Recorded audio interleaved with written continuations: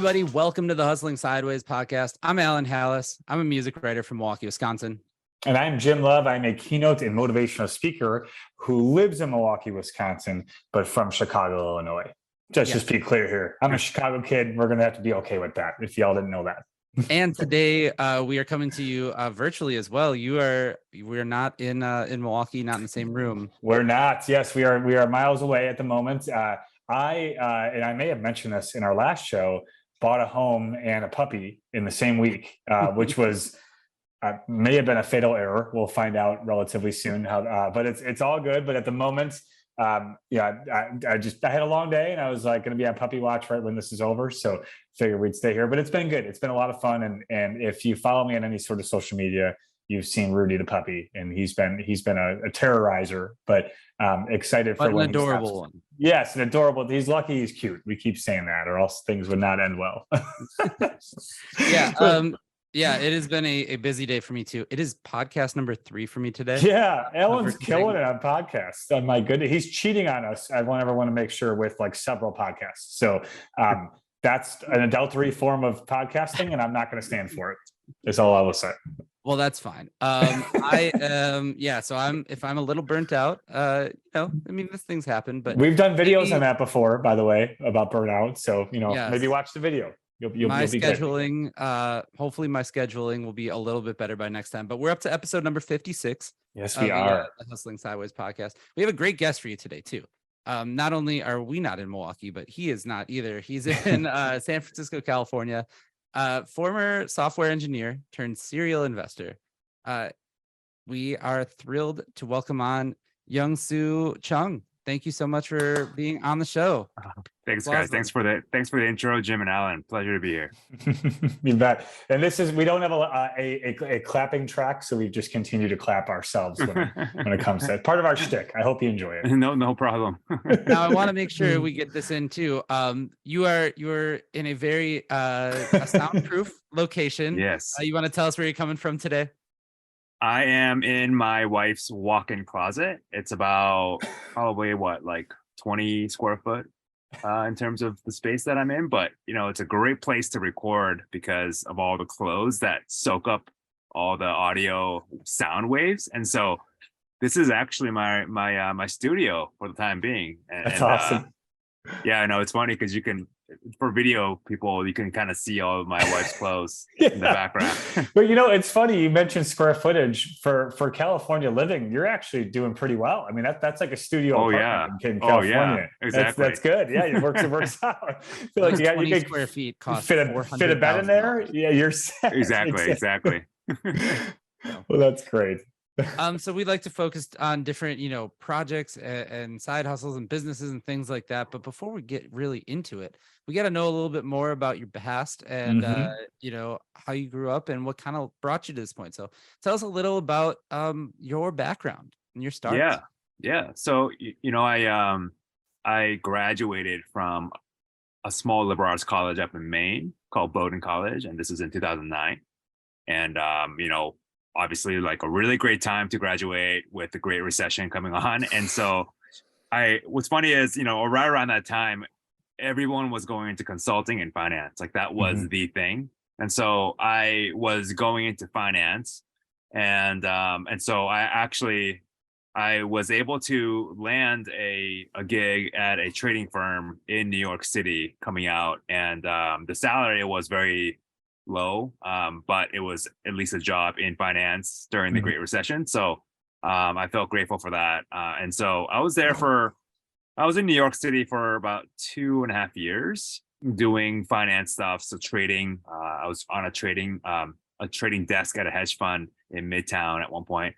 And, I was just kind of always wanted to experiment with starting my own company. And so at that time, I thought the path to entrepreneurship for me was going to be starting like a hedge fund at one day. So I was soaking in all the different, not only my job, but soaking in kind of like the operational side of running a hedge fund, basically like, the compliance stuff and just investor compliance and all that stuff. And, but I realized that, tech was really where I wanted to be. And so I decided one day that I was going to quit my job and buy a one-way ticket out to San Francisco. And this is at the end of 2011. And so that's what I did. I packed my bags. I had one suitcase.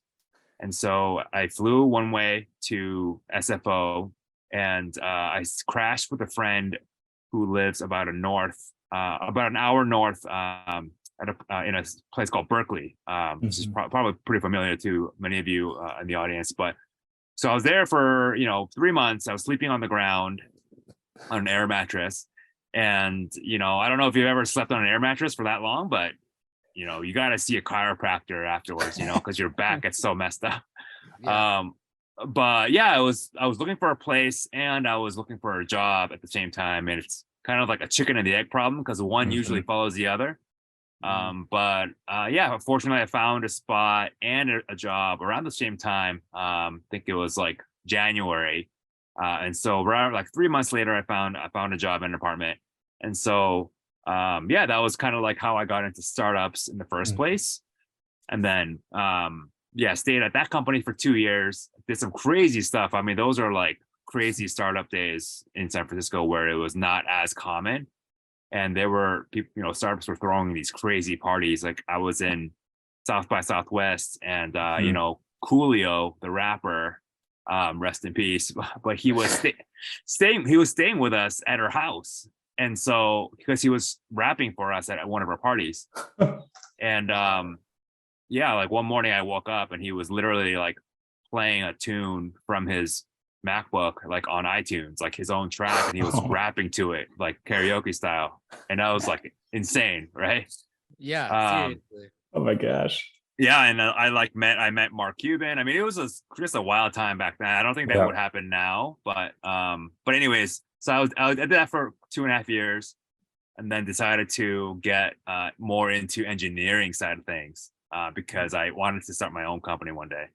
And so I did a boot camp for software engineering for 12 weeks, and like this boot camp is really intense. It's like pretty much 8 a.m. till 9 p.m. Monday through Saturday. So you basically didn't have a life for about 12 weeks. But it's a crazy learning environment because you learn so much when you're in that environment. And yeah, no, I got lucky. I found a job at a cryptocurrency startup company in 2014. And I was there for 1.5 years, and then I decided to leave and start my own company in 2015. So yeah. Wow. What an amazing path. There's that we can get into there with that. I think especially like having that experience of being in San Francisco, because we live in the Midwest. And so first off, amazing town, went there on my honeymoon, but we kind of had this exposure basically from like the show Silicon Valley, and that's like kind of it. Where like we know that all this big tech stuff is happening out there. Google is out there. We knew Twitter was out there, stuff like that. But tell us a little bit about that scene that you kind of were around in like those early days of the startups. When San Francisco started becoming like the hot spot in the country for startup culture and to go it alone on a business. Yeah, no, this is a really interesting time because this is right around the time when I guess like Google and Facebook were making waves. People were writing like case studies about how people were scooting around the office and like playing ping pong, and just like, and people were like, what, like you can play ping pong during the day? And like, so this was all during that time when I guess it was almost like a rebellious time of corporate culture. Like people, like all these like startups were like, no, we don't need cubicles. We can just like play with Nerf guns all day and still get all of our work done. Like it was like a crazy time. And that initial vision of like that culture, I guess, kind of spread to the other startups. And essentially that became kind of a culture, startup culture. And to be honest, I don't think that is happening now. And I think that was a very short phase where people, I mean, but the thing is, the companies needed to do that because they needed to attract talent, the engineering talent. And so if you didn't have those crazy perks, like you were not going to get those top engineers. Yeah, that's a good point. I mean, Imagine it's just, landing in San Francisco, fresh off of college, and then you're almost like, these are big playgrounds, but they're definitely also serious companies at the same time, yeah, it's weird to decipher. I have to imagine too, like you getting there with, I mean, with a backpack, sleeping on floors. Like, what was the self doubt like when you were doing this and looking for a job? And did you want to give up and go back? Like, or did you have to talk yourself out of that? Or what was that like for you? Yeah, I don't think going back was an option. Just Mhm. I really liked the West Coast and just the general like culture of the city. But I wasn't sure if I needed to like find a temporary short-term gig at Mhm. some point. Like I wasn't sure about that. But um yeah, I mean I just knew that the place, and I think it's really important for entrepreneurs who are listening, that your location and the community determines a lot of the path of your life. And I think it's easier now because of the online communities that Mhm. you can meet so many people online now. But in 2009, 2010, like you didn't really have that. Like you really had to be Mhm. there physically to take advantage of these opportunities. And so Yeah, that's a great point.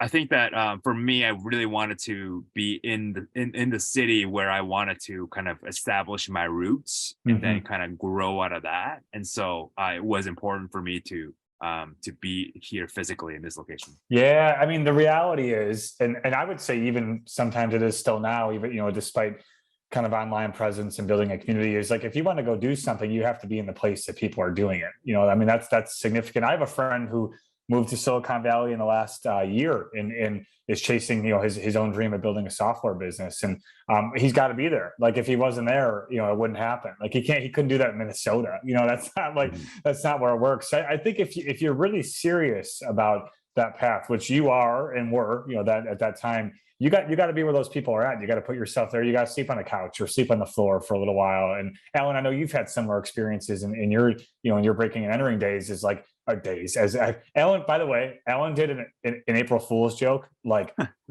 2 weeks ago, saying Oh that he yeah, was. we didn't Oh even my mention gosh, it. dude! We have to. I I'm made an sorry. April Fool's We're joke that gonna I was get back to quitting. the story here, but Alan said to everyone he was quitting breaking and entering, and I like completely fell for it. And like I texted him like, dude, are you kidding me? Like, what's going on? I was like so nervous. But He anyway, texted that me at was 10 o'clock at night I was afterwards being like, oh wait, I get it now. It was a joke. Yeah. it was But yes, that's I have yes. slept on Yeah. floors and done that sort of thing. Not to the extent of 3 months, Right. going Right. through the extreme extremities of like a boot camp or anything like that. But yeah, I think that there is something to be said for, that shows like how much you want it. We've talked Level of about that passion. before, Yep. actually, Hmm. about the passion for it. Um, so you said, let's talk about when you started, kind of identifying that maybe you wanted to start your own business. Now you were already at Ripple at this point, right? Yes, I was at Ripple at this point. Yep. Hmm. Okay. So, um, kind of tell us, talk us through the process a little bit of how you like really identified like, hey, this could be a company for me. Yeah. And this is the thing that I want to go forward with. Yeah. No, this is a really great point here. And this is kind of an inflection point for a lot of entrepreneurs, right? It's like, when do you take that leap of faith? And I think a lot of people overthink that in a way. Hmm.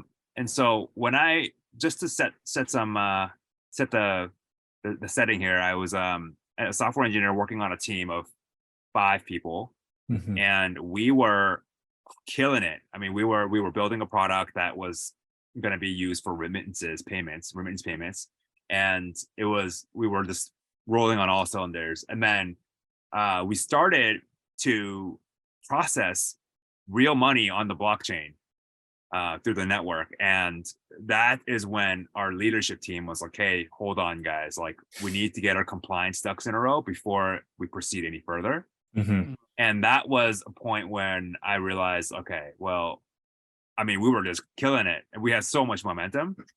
And literally, like overnight, like our team was told to just stop doing everything. And like the next day, we actually went to go see a Pixar movie in the movie theaters. Like we had like a team field trip.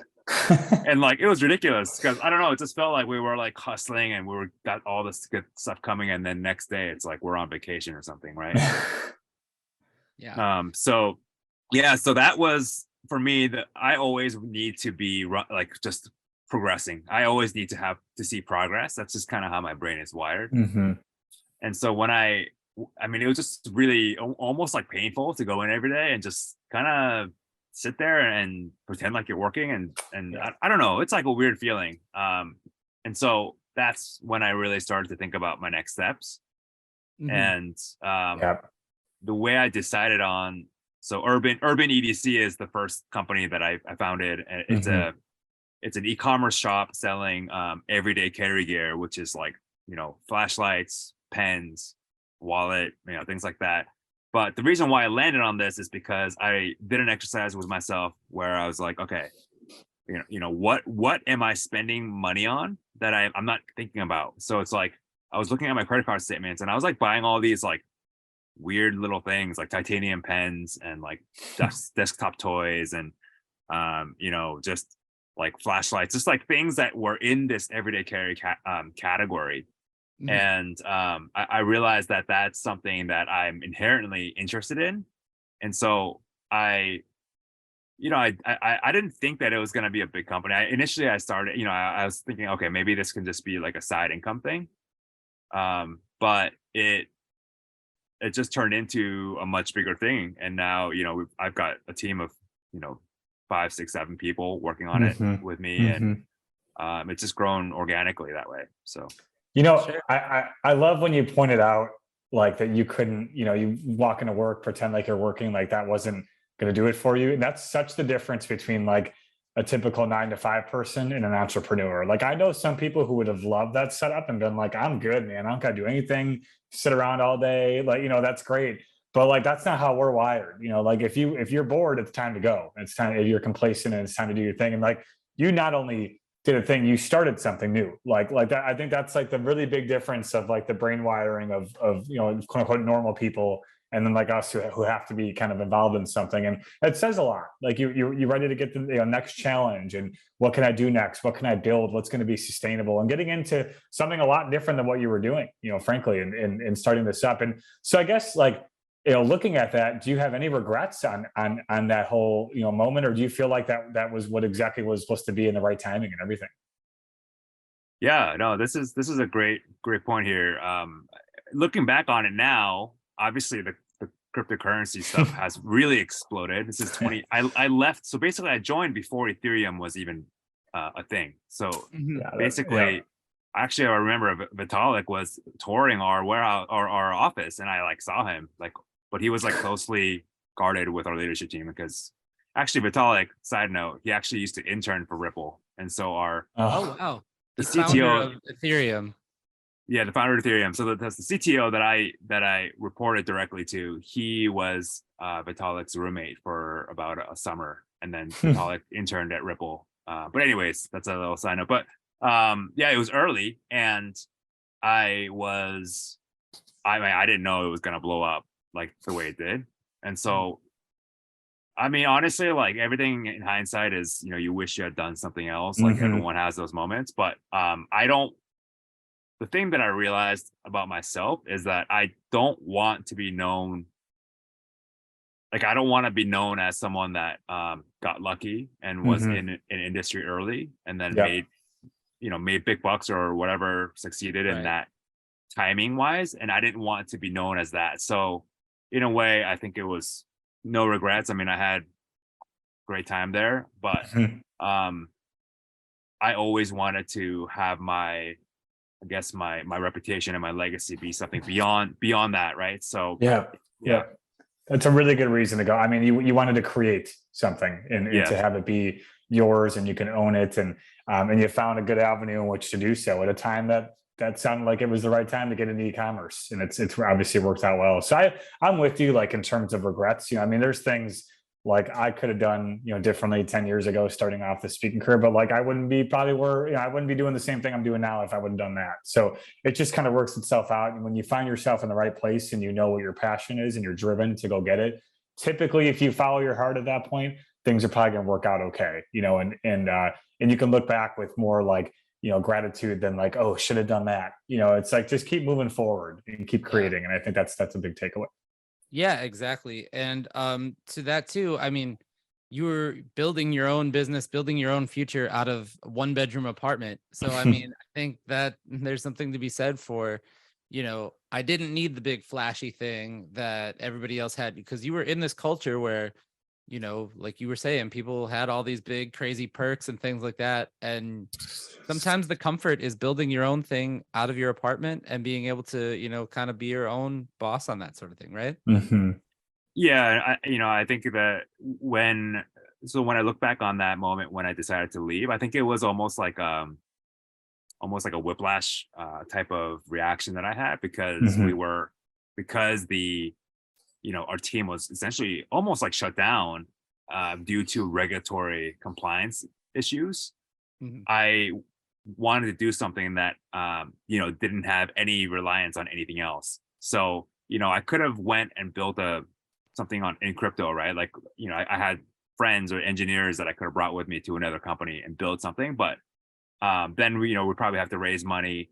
It would have been a lot more complicated and more variables that were outside of my control. And so coming out of that, I was like, okay, I wanted to almost have like everything was on me. Like if the company Mm-hmm. failed, it's me. The company did well, then it's also me. But like I wanted full ownership and no one being able to like tell me like, hey, you can't do that, because that's what I experienced at Ripple. Right. Yeah. And having that hard shutdown too. I mean, yeah, that is kind of like, I put in all this work, but for what?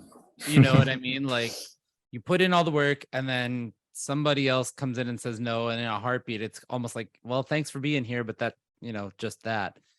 Um, that also kind of brings me to, the thought of like, it almost seems like it's like a vacation business. You know what I mean? If that's a way to put it, like, because you were in such a different industry from what you were working in. But tell me a little bit too about like the idea of, you know, did you pull anything from that big culture, that big business culture and startup culture? And were you able to apply that to your new business? So short answer, I would say, is probably no. But the longer answer would be that, I mean, I'm absorbing, like I'm a sponge, right? So especially the way I think about things, because I always wanted to start my own company. And so everything that I was viewing from my corporate experience was from that angle. So it was not, I mean, obviously I had my own day-to-day stuff that I needed to do, but like, when I would walk by the office or the like the front desk, right, to or walk by the kitchen, like I would always think like, okay, like, so there's a person greeting someone and like what are they doing? Like there's guests and like they have to like escort them into certain rooms and whatever. Like I was like thinking operationally about like running the company, right? Mm-hmm. And so in that capacity, yes, I mean I did learn a lot. Mm-hmm. Obviously we're still small, but I still learned about how to be in meetings. And like honestly, like the meetings themselves weren't great either. I mean, literally, like they would have these leadership meetings on Wednesdays and they were like 5-6 hour meetings. And Oh like gosh. Oh my God. How are you getting Nightmare. anything done? it's Yeah. like the entire day. And like honestly, when they would come out, like they would be like, oh my God, like Wednesdays are just like brutal. Cause like, yeah. So I mean, there's like lessons learned what not to do. But I mean, I don't Mm-hmm. know like what's going on inside those meetings. So I wasn't part of the leadership team. So like I don't know if it could have been shorter or whatever, but like I just knew that I didn't want to do that, right? And so yeah, of course there's learnings from everywhere as part of that experience, but there wasn't anything that's like specifically like tactical where I'm like, all right, I need to do it this way because I saw them Mm-hmm. doing it. Mm-hmm. Right. And I will be the first one to say, nobody should be in a 5 to 6 hour meeting ever, No, those should be regardless of outlawed. what your industry is. Because I'm fairly certain that nothing gets done. And yeah, it's almost a form of No. torture practically. Yeah. So I started this podcast talking about my new dog, and I understand that you have two pretty famous dogs. I think they're bulldogs. You want to tell us a little bit about your pups and what you guys do with them? Side No, hustle to the side hustle. Yes.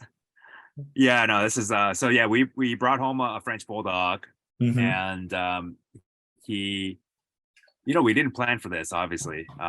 We weren't planning his future before we brought him out, but we just started posting his puppy photos and some videos that there were, I mean, obviously puppies are really cute. But one tip I have for you, Jim, is take a lot of videos when they're puppies. Oh, sure. Yeah, I should do that. Because they don't age back, right? So take advantage of that when they're young. I like that. So we brought him home and we took a ton of videos, photos, whatever, and they did really well on Instagram. And he started getting a following very quickly. Like, a couple videos went viral for us. So there's one video where I'm like cradling him like a baby, and so like my torso was viewed like millions of times, and it's crazy. So we about a year after that, after we got him, we my wife and I launched a dog boutique called Spotted by Humphrey, and so that's a play on word of his Instagram handle, Spotted Humphrey. And so that's been going well, and that's mostly honestly it's my wife's business, and I just help her from time to time, but it's been kind of a fun journey to be on. That's awesome. I think it's great that, like, you get a dog and then you do another side hustle. Like, let's get that rolling. Let's create some monetary revenue out of this. I think it's awesome. And it's like, if your dog's cute, you might as well. People like it. People love dogs. That dog's gonna pull his weight. All right. That's he's right. gonna earn rent. those bones himself. That is kind of, I think that actually ties in with everything that we were talking about too, about being absorbent, being a sponge. And I think that you learn, I am of the belief, at least anyway, that people learn, a little bit about their business self from life. Like, they absorb so many things, and that all kind of shapes who you are as an entrepreneur, as a business owner. I will say from this podcast, doing this podcast, that we've learned a lot about people, and it's been things that I've unconsciously applied to my own, no doubt, as well. Yeah. But tell me also a little bit about, you have a podcast as well. Tell me what you're doing with that. Yeah, no. So this podcast, first of all, it's called First Class Founders, and it's essentially it's a platform and a venue for me to share these lessons that I've learned growing these businesses. And what I've realized is that there's not a lot of, I guess, there's no playbook for entrepreneurship, and I think if you're trying to go the venture capital route, like, there's a lot of resources out there, and there's, I guess, almost like a playbook for like when you should raise Series A, Series B, whatever. But I just found that there wasn't a lot of material for people building businesses that are, I feel like bootstrap businesses, but also fulfilling their passion, right? So First Class Founders is a podcast, is a show that it's a high production show. So I have a producer, and we're trying to teach the next generation of entrepreneurs through lessons that I've learned. And so, that's great. Yeah. I have you, like, do you feel like you've grown? And I ask this because this is how I feel. Like, have you grown as like a podcaster? Do you feel like you were good at it when you started, or like, what's that journey been like? Because I can tell you, I was not good at this for a while, and now I've gotten to be. Now I'm an expert. I'm a master. No, I'm kidding. But it's kind of. Do you think you picked up a new skill in that sense? Yeah, no, for sure. There's definitely a learning curve, and what I've learned is that now I'm technically a creator, right? And it's really interesting because the process is very, it's much more personal. Like, you're creating content, and like, literally people can say, oh, I hate what you're making. Like, literally someone could just comment and like troll on your stuff, right? So 100%. Yeah. It feels a lot more personal than, an e-commerce business or something, where you're dealing with a customer, but it's about the product. It's about a physical thing.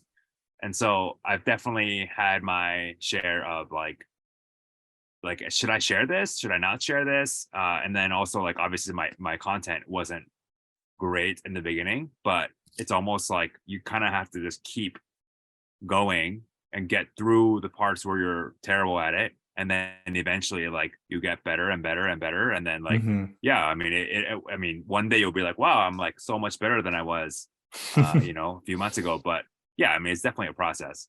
Yeah, absolutely. I think we've gone through that with not only this show, but like the content I create, content Jim puts out for his website as well. You know, you got to swing to start. You know what I mean? You got to swing at something and see what happens and try stuff. And you're always tweaking and always learning. And I think you learn that as you go along as well. If somebody is, you know, curious about starting their own business and starting their own, maybe not, let's say startup, but just any business in general, what do you think the first piece of advice you would offer to them would be? Yeah. So I really think that the next wave of entrepreneurs and founders are going to be leveraging their social capital. And so what I mean by that is like building an audience. And so I really think that the future is going to be driven by entrepreneurs leveraging, you know, building an audience and then finding a problem within that audience and solving it. And so like kind of like audience first approach. And so I mean the first thing I would say is just start producing content. And it doesn't have to be like crazy content. You can just like go on Twitter for example, and just write a few sentences a day or whatever, and just get comfortable. And honestly, it's an exercise of getting out of your comfort zone, if anything. And like, yeah, I mean, you're going to get really self-conscious in the beginning, and you're going to have your friends or your colleagues. So colleagues are even worse, or your coworkers. They're going to judge you because it's an identity thing. So you're no longer, because you identify with that company, but then like once you start doing something else, then they're going to be like, wait, why is he doing this? Like, what's he doing? Right. So to be honest, I think that the faster you shed that identity and like create a name for yourself as your own identity, like that is, I think, the biggest barrier that most entrepreneurs or wannabe entrepreneurs have is getting over that initial, like shedding the identity, embracing that you're gonna be not so good at whatever you're doing for the first 6 months to a year, but you have to be okay with that, right? You got to accept you got to accept failure, you know, like that you're going to learn from it and grow and then move on, you know, and embrace what's going to happen. But it's a scary world. I mean, to your point, a lot of people can really be mean. I don't think we've experienced that as much because a lot of our networks listen to this, but certainly, it's been. I mean, I know people who have gotten, you know, some harsh comments, and people feel that they can hide behind a screen or a keyboard, you know, whatever it is, and it's difficult. But if you don't worry about them and focus on what you want to do and continue to create and to write, and to try something, to try it out, and if you're passionate about it, usually that'll shine through, and people are, you know, people can connect with passion pretty easily and you know, and quickly. Yeah, absolutely. Not our listeners. Our listeners are good. Everybody. That's right. Everyone here is good. We're all set. We're all friends here. Yeah. I know you're involved with a lot of other things. Just kind of run through like some of the other, you know, businesses and things that you've kind of lent some time to, and where you want to kind of take things from here with them. Yeah. So I do have one other business, which is a climate neutral certified third-party logistics business. So a 3PL for e-commerce brands. And so that came out a very interesting way, because I was essentially I was using a 3PL for my e-commerce business, and then we had a really terrible time with fulfillment, and that was a huge pain point. Like literally one time we got an email from a customer saying, hey, I opened the box and there was nothing inside. Like, is this a joke? Oh, jeez. And that's how I found out that there was theft going on inside this company, right? Oh my gosh. So yeah, we had to take fulfillment in-house. And then when we took it in-house, you know, we had a lot of, well, that's when Spotted by Humphrey came about. So we were able to, you know, do the fulfillment with both Urban EDC and Spotted by Humphrey. But then we had a lot of people asking us, hey, who's doing your fulfillment? Because my fulfillment is horrible. And so we actually had paying clients before we even had a website or a name for the business. Oh wow. Oh, And that's so amazing. yeah, I mean, that's kind of like, I mean, that was just a very natural signal to us, like, hey, the market is pretty hungry for a service that I think so. Yeah. yeah. So that's kind of a natural progression into, I guess it would be the third business that we had. And then the podcast and all this stuff now is the fourth one. But the goal with this one is ultimately to create a platform and to create an educational learning environment for people. And this won't be for people who want to be like unicorn companies. But I think this will be more resonating with people who don't want that, and they just want to build a business based on their passions and something that's sustainable and something that they feel really excited to wake up and just work on it. And so it's awesome. A different way of looking at things, but I think we're going to see more and more of this way of thinking. Yeah, absolutely. I just think about the growth and the progression here, like to go from like student in Maine, gonna go for it, gonna fly across the country, and now all of these different avenues that you've gone down. Did you ever think, oh yeah, I'm gonna have a fulfillment company, and the dog that I have is going to have his own line, and did that ever even seem like a reality? I can't imagine so. No, it wasn't. And what's funny is the warehouse that we just moved into for the fulfillment company is larger than the company that I was working with previously, or the fulfillment company that I was with, and that I had all those issues, right? And so when I look at things like that, it's kind of crazy that, I mean, it's kind of insane. But I don't really look at.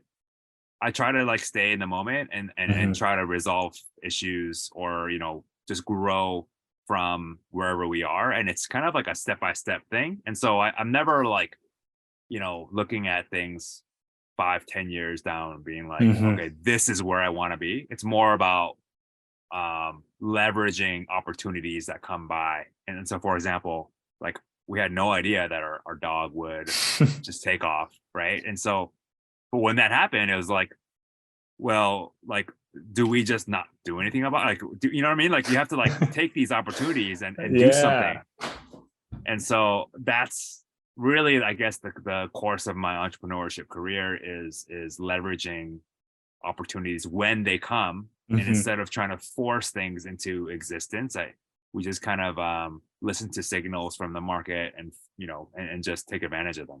Yeah, that's a really rational way to do it. I mean, I think a lot of people are just like, I'm going to dive into this like right away. Who cares what happens? And there's a certain level of like enjoyment out of that, but then there's also like a calculated risk. You're like, I could see this journey will lead to the next step, and you sort of take an incremental progress along the way, which is a really good and sustainable, frankly, way to do it. And I think you're proof of that. And that's just a good call. I think and a lot of it's probably a gut feeling too. Like this makes sense, and and I think a lot of people learn to trust your intuitions on this. And if you feel like you have a passion in something and it's the right time, go do that time. And don't hesitate, and give it a whirl, and knowing that you sort of have a clear head going into it, I think is important. Yeah, absolutely. If people want to follow along with this adventure and all the different things that you've gone into and learn more about you, where are the best places to go ahead and do that at? Yeah, so if you want to check out the podcast, it's firstclassfounders.com. You can also look for it on Spotify, Apple, wherever you get your podcasts. You can find me on Twitter at Yong-Soo Chung, YONGSOOCHUNG. And I'm really active on Twitter right now, actually. So I love interacting with whoever mentions me or DMs me or whatever. So you can hit me up on Twitter. Follow coming here soon. Yeah, nice. Perfect. Nice. All right. Well, thank you so much for taking the time to sit down and talk with us. Amazing story, great stuff, and we definitely wish you all the best as well. Thank you guys so much for listening to this podcast as well. If you are listening for the first time, hello and welcome. If you're listening for the 56th time, or more than that, even with all of our bonuses, you can check out the podcast over at we are everywhere as Hustling Sideways. Make sure you follow the podcast. We are also on Facebook. We're on Twitter. We are on Instagram, YouTube, and TikTok as well. So we are all over the place as well. Everywhere. If you want to be a guest on this podcast, you can also do that as well. You can be on a Zoom with us, or you could be, even here in the room with us. So send us an email over at hustlingsideways@gmail.com. And thank you guys so much for doing this. Jim, take us out. Keep on hustling.